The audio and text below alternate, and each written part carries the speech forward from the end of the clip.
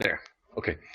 Um, so I gave the talk yesterday, just to give an overview of where the DomB experimental implementation and sort of research prototype has gotten, um, and it raised quite a few issues in the stuff that was uncovered during the implementation, but also um, just trying to find out what other people's needs for this type of functionality are to take into account with building something hopefully suitable for including in upstream Zen. So I just wanted to run through a few notes to convey what it is we're trying to do and the idea in the current structure. So we've got a bootloader that is loading the materials that we use to build an initial set of domains, multiple domains launched at host start. So it's the kernels and the RAM disk get loaded into RAM by the bootloader, along with some binary form that describes the domains that you want to launch. The hypervisor performs the domain construction, um, currently either PVH or PV, and when we get to looking at the ARM stuff, it'll be standard PVH.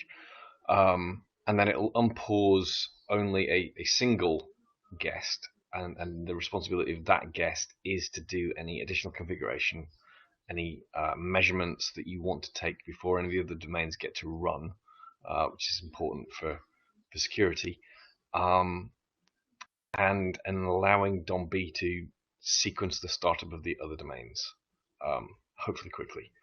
DomB itself doesn't have hardware access. The idea is that it is a limited privilege and most likely short-lived uh, domain. Exits when its work is done. Um, and yeah, so I guess some feedback on whether that's a direction that is compatible with what people want. Okay, Jason, you got a question. Hypervisor constructs multiple domains or DomB only. The hypervisor actually performs construction of multiple domains. There's a loop um, in Start Zen where it is calling domain create and then doing domain construction so that the P2M table is done, the relocation of the kernel, decompression of the kernel, all of that's done by the hypervisor. The only thing that doesn't happen with that domain is it's not unpaused. And DomB does the unpausing. So the question, could DomB be used to explore hardware and create driver domain as needed? Yes, I think it could. Um, it's more likely though that you would, as one of your initial domains, you would define that hardware exploring domain, so that all DomB has to do is a much simpler piece of work of unpause it. Um, the reason is that I don't really want to turn DomB into a grab bag multifunction domain that kind of was the demise of DOM0. If we can keep DomB small and light and have other short-lived single-purpose domains, um, basically have a disaggregated system launch, I think in the long run that's going to be more flexible, allow things to be swapped in and out, components and VMs to be reusable. Does no hardware access imply no TPM access here? Um, Possibly yes, it means no TPM access. I think the management of the TPM and the Zen platform is a complicated topic. I think people more familiar with the VTPM implementation should talk to this point if they can. I don't know if uh, Jason or Daniel want to take that point. Um, but I think having a TPM driver in Zen might be the way to get initial measurements into the TPM. Don't think it's an awful lot of code, and I also think that that code could get discarded the same way that the init logic in the hypervisor gets discarded. Um, Okay. Bertrand, you're asking about the kernel decompression. You don't get why it's done in Zen. It's not obvious why it's done in Zen. It is there. So if you boot with a compressed kernel, if you boot DOM0 with a compressed kernel, there's a bunch of inspections to see what type of compression is used. There's several decompressors that could be activated and decompressed within Zen. Now, it's possible that this is because it's support for a non-Linux DOM0. Linux is Actually, able. Okay, so Andy. I can answer that specifically. Zen PV guests have various bits of the ABI in ELF notes, which means you need to decompress Linux to be able to read the headers to figure out what to construct. Also, if you don't decompress Linux, it will attempt to decompress itself in 16-bit mode, which also doesn't work great.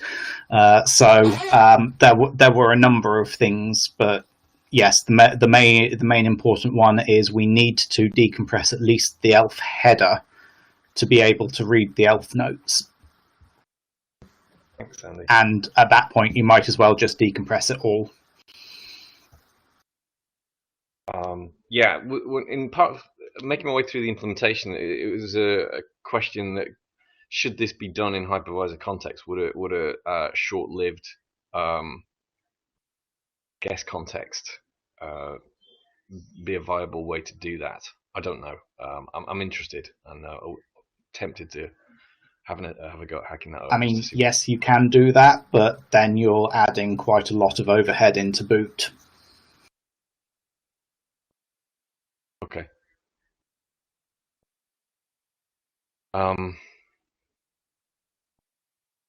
Okay.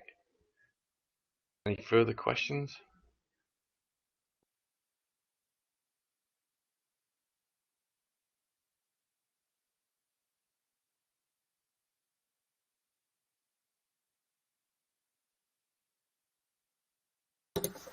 On the subject of a TPM driver in Zen itself, I believe that's going to be necessary for some of the DRTM stuff, is it not?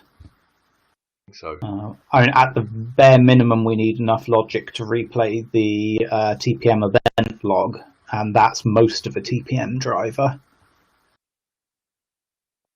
okay, yeah, it's a simple enough device, and it's logic that can be discarded, once boot's done. Yeah.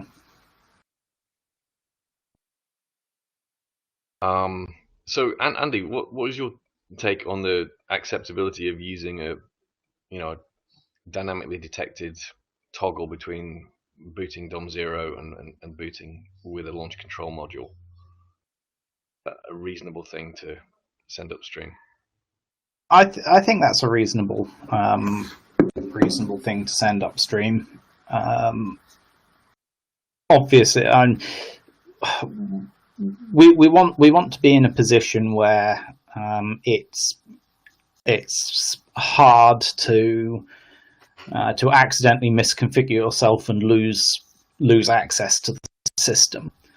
From that point of view, having a default that is dynamic and can do both tends to be a whole lot better usability than not.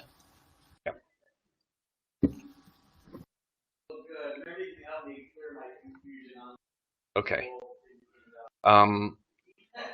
So the use of a Zen-specific binary module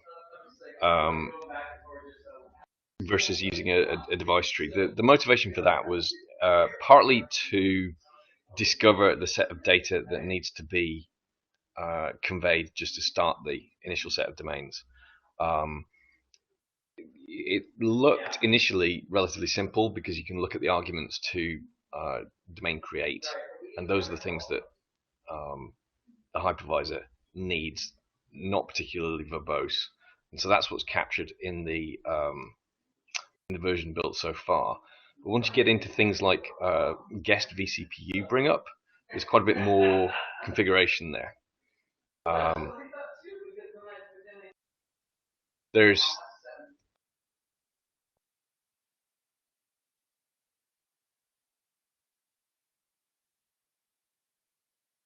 so it's a question of whether you actually end up saving an awful lot by having a Zen specific uh, binary implementation, or whether you might as well just take the hit of having a general device tree parser um, on x86 as well as on ARM.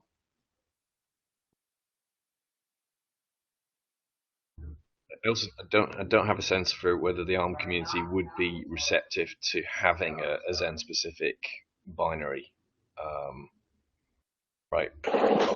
Well, on ARM, we are relying on the device tree because that's a technology also used by the Linux kernel. So what DOM 0less is doing is just adding some extra nodes, but we don't need to change the device tree format for that.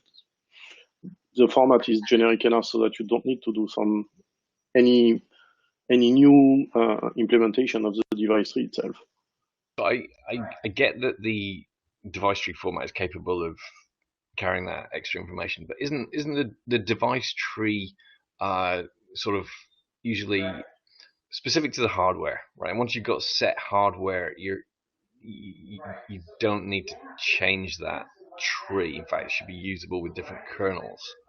Whereas, go ahead. You can still add information to this tree. Even though the complete hardware is described inside this device tree, there is already the code inside Xen to manipulate it, because on ARM, you generate a device tree when you start the guests, for example. So you have all the code to manipulate it. And there are tools to not rewrite the device tree, but add entries to them. For example, in U-boot, you can just say, I want to add a new node to the device tree, and you put there the Xen node, and you add what you need. Right, like the overlay sections. For example, yes. Maybe Stefano is in the call? I'm here. So, so see, for device tree, I think, you have to think about each part as separate. Like there is a spec to describe the source format, the spec to describe the binary format, and then there is the convention, the device tree specification itself on how to describe the hardware. So the fact that device tree is typically used to describe the hardware doesn't mean you cannot use it to describe something slightly different. For instance, the device tree that we use for device assignment to the Muse is its own little tiny device tree with just information on one node and a couple of special attributes. And that doesn't really look like any real, quote, real, end quote, device tree. So it would be, so one thing I would be curious about is how much of an overhead would be for you, if any, right? It might turn out there is zero overhead, but how much of an overhead would be for you to use a tiny device tree with just key value pairs and the same structure that you have today, but just in DTB format, using the libftt implementation already in Xen, enabling the build, and see how it goes. It could be that the overhead is close to zero. I mean, compared to what you have today, or very small. Yeah, because libftt, it's actually designed to be embeddable in a kernel, so it's small. It's not really a big library. Now, if we were talking about tiny application, and you want to go down to the last, byte to save memory, you would probably be able to do smaller than libftt, right? But we are still talking about, I don't remember how big it is, but few kilobytes, I think. Okay, and is that a pretty static piece of code, or is that It's very static. Okay, and pretty widely deployed. Yes, yeah, it's used everywhere. So that's one thing they did right about device tree. So it came with the reference implementation in libftt, and then they wrote libftt so that it could be used both on the build host as well as at runtime in the kernel. So libftt is basically used everywhere, from DTC to U-boot to Linux Xen. Okay. I just want to say something is libFTT is not something that you can use on a non-trusted device tree. So if your plan is to have something that you don't trust on parsits, don't use libFTT. Thanks, Julian. I see. Okay. And I guess a separate thing is one of the things that we've had to build in order to boot PVH x86 guests is logic for building ACPI tables. We were looking at using ACPI tables as a means of exposing the contents of the launch control module to a guest. And it seems like that might be rather foreign on an ARM platform, or is that not the case? Do you use? There is a CPI on ARM now, so there is not that foreign. Unfortunately, I would like to say it's foreign, but no. Yes, no, there is a CPI on ARM, so definitely, and yeah, that would also fit. Device tree has lots of advantages. ACPI has also advantages. Right now, the device tree has some safety advantages because you write it yourself, you define what you want, and that's it.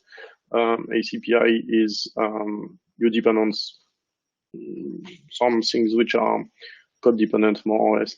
But yeah, ACPI is supported on ARM. Okay.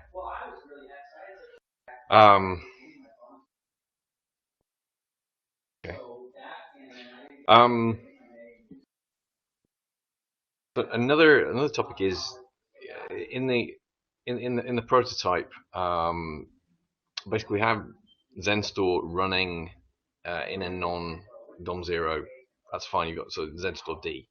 But when your initial domains come up, there's no backend for them to connect to. So we would need to start looking at making the tool stack, probably libxl, aware that some domains will be running before the tool stack environment actually boots. I think you want to split that into two separate problems because they are slightly unrelated. Having XenStore as a stub domain is something that already exists. It's even got some token support upstream in Zen at the moment. I think Jürgen repeatedly hits it when it breaks, kind of thing. That is, but yes, I think it is there and working. That's separate to what XL and libxl as a tool stack expects, and at the moment it will complain violently if there are any unknown domains on the system, because it will try and look up the tool stack private data in /libxl/domain/type, find that's missing, and then tend to refuse to do anything further with the domain at that point. So that is something that has become less problem. That's something that has become more of a problem over time as libxl has gained more expectations that it knows about the full layout of the system. Yeah, but only if you actually want to use libxl, if you actually want to use libxl to control those domains, if the domains are on their own program and don't need to be controlled by XL, then it shouldn't be that much of an issue, right? Yeah, I was gonna say, I think that is not really the major problem. So I looked into this for DOM0less, and I also draw a kind of a plan, and in theory the implementation should come this year. That's not quite confirmed yet. But for DOM0less, so the main issue is really not libxl. The main issue is really, and I think you're gonna find the same for you, it's the XenStore connection. So especially in Linux, the code to set up the XenStore connection is not really capable of waiting until the domain is up. it expects the domain to be up. And it's similar, especially in DOM0. I mean, both DOM-U and DOM0, but especially the DOM0 to the initial connection. I'm not talking about the Xenstore entries. I'm talking the connection to the Xenstore D. So that is, I think, the major thing that needs to be fixed. What? Xenstore stub-DOM is started by DOM0 some rather late in the boot process, and it's connected quite fine, so that's not a problem. Yeah, it works fine in Linux. All right, so maybe it's the DOM-U, but there is some of the waiting dependencies there. Let me look it up. So there is definitely a problem with DOM0less, because from then you need to create the Xenstore, and you need to start that domain, you need to wait on the events. So there is quite a bit of logic to add in Zen. This is much easier to do from Linux because you have already everything included in a user space to start a domain. Yeah, but if you have DomB being capable to unpost domains, it can as well unpost a Xenstore domain. That's a non-issue in my opinion. The problem is if you want to have PD domains in there needing Xenstore, this is a problem because PD domains get the shared Xenstore page and the event channel assigned from the hypervisor, and when there is no Xenstore domain at this time, this is a problem, of course. So you would need to create those mappings for PD domain, those grant table entries for PD domains somehow in between. Maybe from DomB, okay, this is possible, but you need to do it. Interesting. I mean, it's not just PV domains. HVM's got the same problem. You still have there's less wiring up to do, but you've still got to set the HVM params correctly after you know what the bound event channel and grant frame that has been made. So, yeah, and the DOM ID of the Xenstore, of course. Supposedly, when someone needs something like that, that means that there is a DOMD somewhere which provides a PV interface to a DOM-U, right? No, I don't think so. No, the hypervisor provides the PV interface, and the hypervisors build the PV domain, but DomB could set up the grant table entry needed for Xenstore and the event channel. So Yes. It would set up the initial status and then could die. Right. Yeah. So DomB itself would not need to have access to Xenstore, right? It would just need to set up everything, and yeah, probably, you know, each other domain booted this way, would it need to set up its, would those domains need to set up their own initial Xenstore entries, or would this be some control domain doing that, or whatever? So this is, I think, this is a theoretical problem, but it can be solved, I think. You need to know the Xenstore DOM ID before you can create the event channels for any other, before you can create the event and the grants for any other domain to use. Yeah, right. But if you can unpause the domain, you know it's DOM ID. Otherwise, you couldn't unpause it. So I think this is not an issue.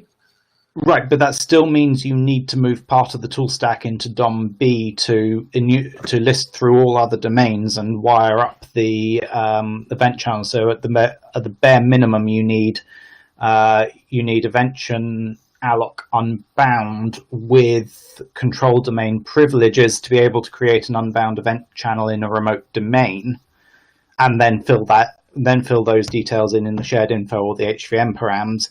And you need to be able to map the same domain's grant table to be able to write the grant table entry that will allow the XenStore domain to map the shared ring. Right. So I think that's how it currently works. I certainly have some plans to try and remove some of that complexity in the HVM ABI v2, but we probably don't want to merge all of this. At which point we should try and look at the complexity here and reduce it, because this is a massive tangled mess.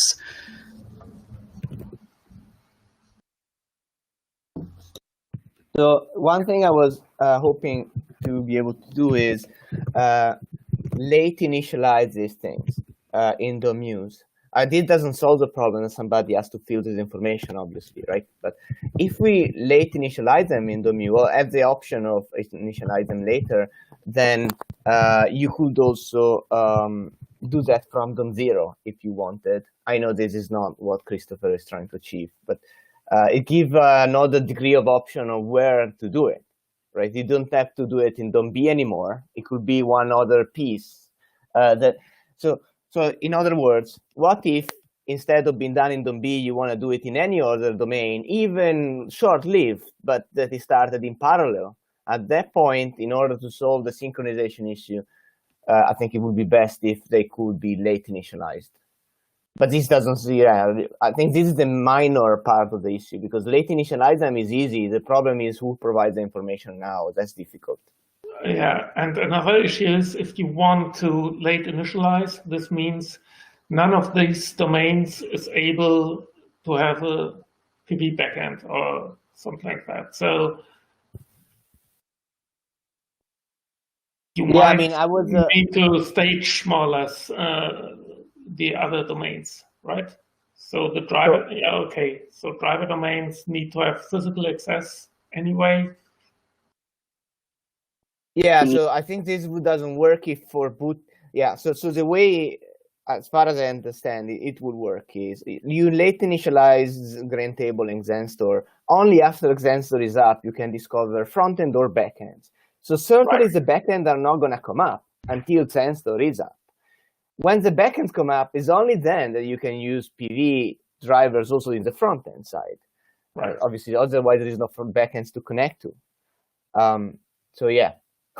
So that problem is there. That means it should be created when the guest is created. So when only DomBs know what guest it will create. So DomBs are the information. But DomB deliberately doesn't have tool stack permissions. Yeah, I know. That's part of the point here. DomB is basically sitting there just trying to do some initial measurements on the system. Can DomB write some configuration data somewhere for other domains? Yeah. Go ahead, Christopher. I was going to say yes. I think that's totally reasonable. It's also not the case that you, if you're booting a system where having a control domain makes sense, there's no reason why one of your initial domains can't be a control domain. You know, we've got an example of it booting with a natural DOM0. No, I'm asking because, for example, for the initial XenStore entries, it would be rather easy to have to define a module format for XenStore stubdom, which is written by DomB for all the initial XenStore entries. So it's just more or less a text file, you could say. Just pair value, the name value. Right, so basically you like doing XenStore ls, capture that to a file, and then pass that over to your... So the XenStore stubdom, which will write those entries as wished, more or less. So the XenStore entries would exist in the beginning for a starter, and this is essential for any PV driver to be able to connect, right? The problem you've got there is still an order of creation what happens in the current design, at least, is that Zen create all of the domains per whatever configuration we've got, which would include creating the PV, the stub Zen store D domain. Right. Then DOM runs. So providing an extra boot time multi-boot option that's written by DomB to the stub Zen store is still an ordering violation. But if you register an Argo ring in your Zen store unikernel, DomB can send you the config. But yeah, then sensor D has to run before DomB is stopped, right? So I think that's not a problem for this reason. So in order you could so this configuration for DomB, even without taking into account ZenStore, has to come from somewhere, right? And likely the user is not going to write it by hand, right? The user could write it by hand, but in practice it's hard, right? I get it wrong all the time for DOM zeroless. So it takes very, very special attention to be able to write it correctly the first time around. So there's going to be some tooling around it, some tooling to generate the configuration for DomB. If you have tooling to generate that configuration, you can also together generate a separate module to be passed to ZenStore, to be passed to ZenStore D. So you could generate them both from the same set of tools, and then you have both the configuration for DomB as well as for ZenStore D. I'm not saying it's a great solution. I'm saying that there are a lot of ways around this problem. The real problem is how to allocate the event channel, the grant table, and all that stuff. Yeah, on the other hand, it's not too hard, because why can't the configuration contain the DOM IDs as well? So why do you have to rely on the hypervisor to supply the DOM IDs? Why can't you hardwire it into the configuration file? So the hypervisor would be very easily be able to create the grant entries and event channels up front. Yeah, that's certainly an option. I think it would benefit massively if by default you could refer to them by a symbolic name and the DOM ID was randomized on boot, because what you do not want to have happen is the system that you bring up starting to make assumptions about which DOM ID is which. Because that's going to cause problems in the future. Okay. No problem. But if you just say, have some virtualization in between, more or less, from the configuration file to the real DOM ID, the hypervisor can know about it. And then they create everything up front, and you can really just unpause the other domains from DomB and then die. So the DOM zeroless configuration today for the ARM side, and actually I've seen the one from Christopher. It looks the same way, right? There is a domains with the number of nodes underneath. Each node is for one domain, so you just need to link with one another. There are not even IDs at that point, but it's enough to provide references to the hypervisor to know which one is which. So yeah, I was hoping to be able to. My hope that without digging too much into the implementation was to be able to simplify somehow the problem so that it would be possible to do the event channel and grant table allocation in Zen without adding a lot of code, without basically just making the right calls and that's it. To your point, Stefano, about tooling being used to produce this config, we're hoping that the initial boot blob that describes the domains you're launching might be simple enough that the bootloader itself could generate that from the config that you write. So your bootloader config describes basically the domains you want to bring up. So that would. So in that case, your tooling becomes the bootloader, and your actual guest configuration is the bootloader config.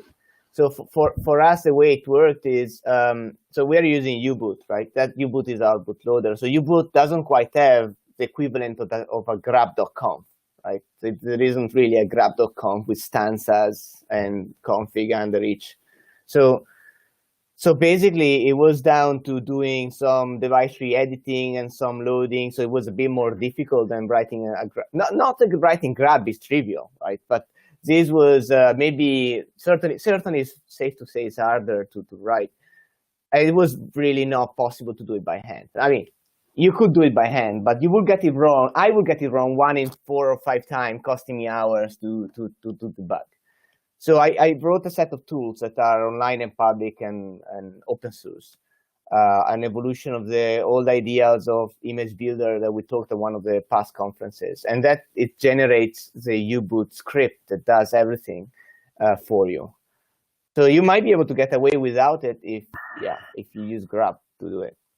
All right. But then you have to stick with grub. Okay. You cannot change it. So to take a step back, so when we designed DomB, the idea was that you don't want DomB to be creating domains.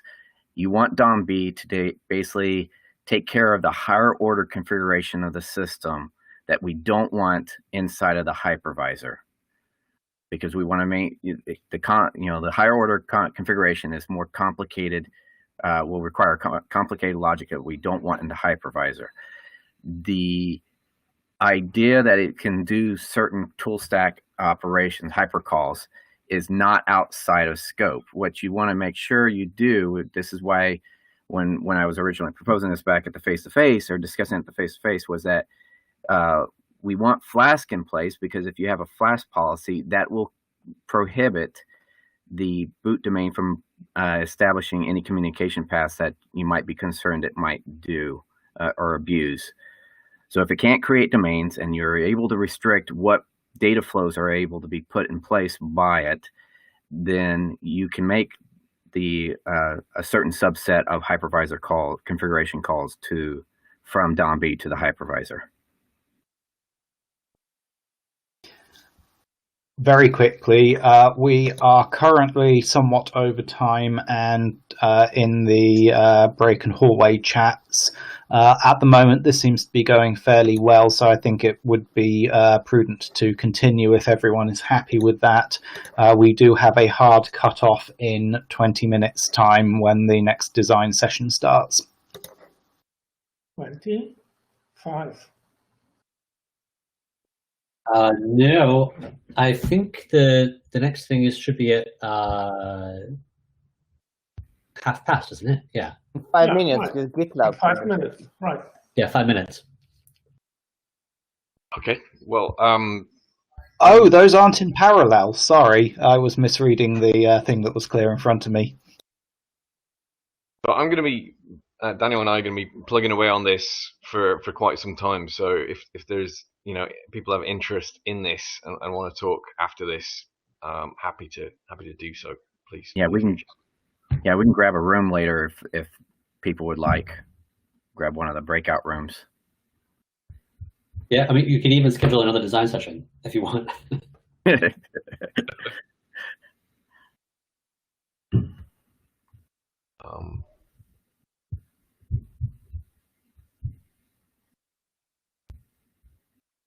Something that may not be clear. I've definitely wanted DomB to be able to exit prior to any of the guests that it unpauses actually commencing work. It's a nice prop to be able to say that they never run concurrently. There's no opportunity for interference between the two classes of VMs. But I think it's going to end up being flexible enough that if you need DomB to continue running in order to do some live configuration of the other VMs, that's going to be possible too. But I am interested in any input or guidance on how to do a sort of atomic, exit of DomB and unpause of other VMs. Multi-call was a thing. New DOM Cuttle, I think. Okay.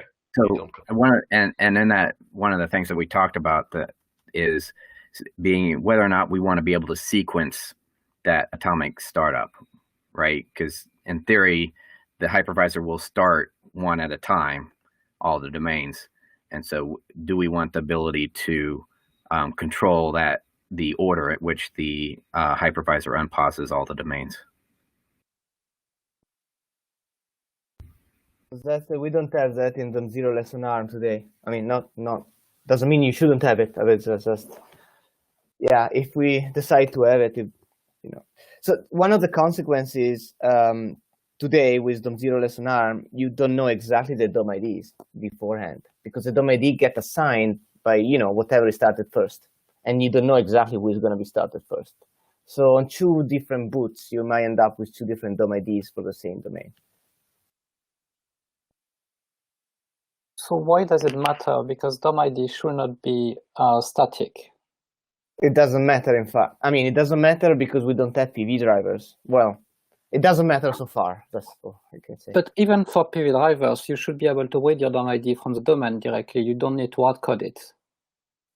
So the problem, yes, absolutely, you're right. However, before the discussion, on how to populate the Xenstore entries, in the Xenstore entries, the DOM ID is written there. So somebody needs to, at some point, know the DOM IDs. One other thing I'd point out on the sequenced start, it only matters to sequence the starts if you want to give some other domain the ability to continue the starts. So you pick if you shuffle them randomly and just start them bang in order, they'll all get their first time slice pretty quickly thereafter. The only thing that would be interesting from a sequencing point of view is have one run for a period of time and then unpause the next one, because you don't. If you need to sequence them, you're going to need a positive action from the first thing in the sequence to work out when the next one is. So either that involves every domain having unpause privilege on the next domain in the sequence, or you don't require sequencing to begin with. My hope is that that's not going to be needed. Daniel, I'd say you're probably more likely to discover and fix bugs by not having it sequenced.